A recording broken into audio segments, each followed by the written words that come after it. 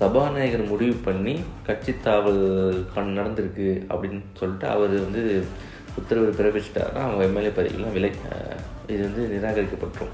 ஆனால் சபாநாயகர் மோஸ்ட்லி அதை பண்ணுறதுக்கான வாய்ப்பு கம்மி. ஏன்னா அவங்க தாவேக்கா நியமித்த சபாநாயகர் என்பதால் அது கொஞ்சம் வாய்ப்பு கம்மி. ஸோ அதனால் என்ன நடக்க வாய்ப்பு இருக்குது அப்படின்னா, இதை நான் யோசித்து சொல்கிறேன் சபாநாயகர் வந்து இழுத்தடிக்கலாம்.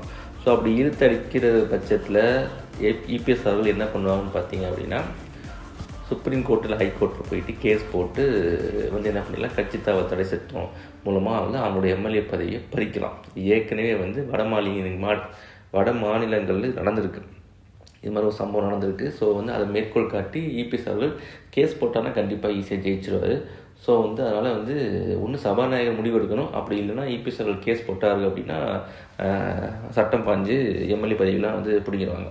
ஸோ வந்து இப்போ சபாநாயகர் வந்து முடிவெடுப்பாருன்னா அது வாய்ப்பே கிடையாது.